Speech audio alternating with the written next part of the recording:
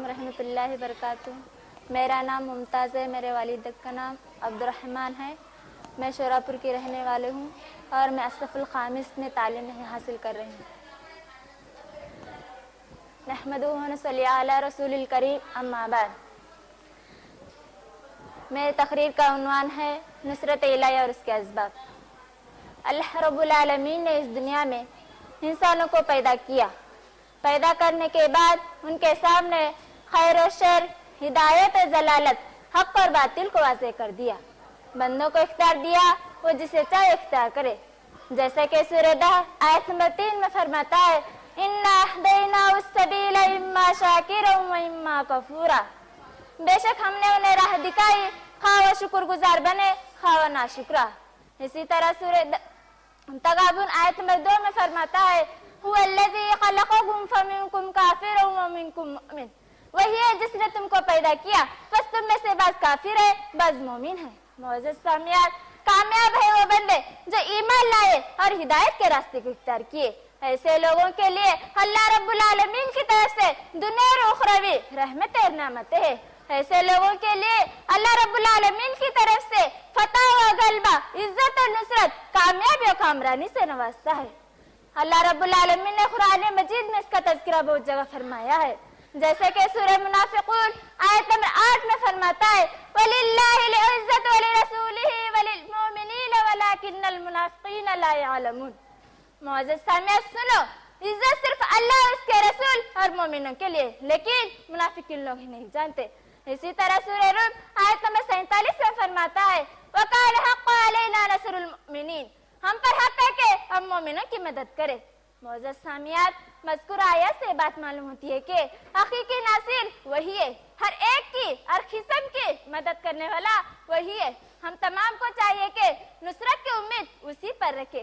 जैसा कि सूरह आले इमरान आयत नंबर 15 में फरमाता है, बलिल्लाहु मौलाकुम व खैरुन नासिरीन। बल्कि वो तुम्हारा मौला है और बेहतरीन मददगार है। मुअज़्ज़ज़ सामियात, अब आइए हम जाने के नुसरत इलाही के असबाब क्या है।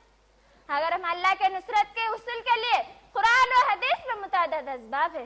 अगर हम चाहते हैं कि नुसरत इलाही के मुस्तहिक बने, तो हमारे लिए जरूरी है कि हम इन असबाब को अपनाएं और अपनी जिंदगी में अमली जामा पहनाएं।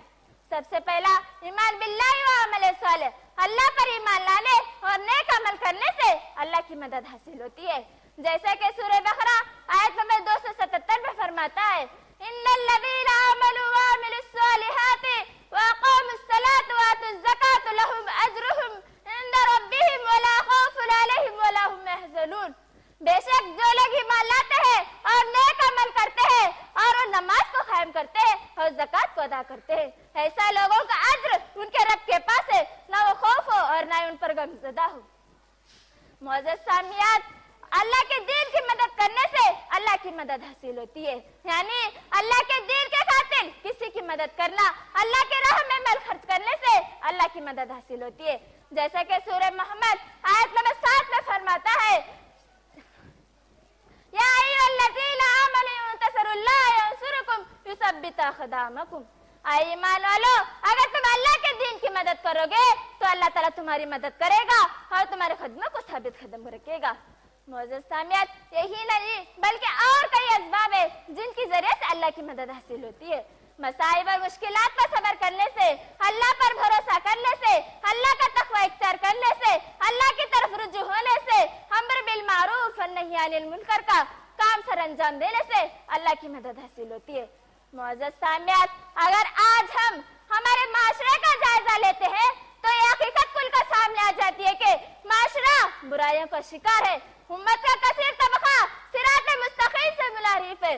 कुफ्र और शिर्क, बुत परस्ती, तागूत परस्ती, बिदअत और खुराफात माशरे में बहुत आम है। आज हम खुल्लम खुल्ला फ़वाहिश और मुहर्रिमात का इर्तिकाब कर रहे हैं। दुनिया और माफिया के हरीस होकर फिक्र आखिरत से गाफिल है।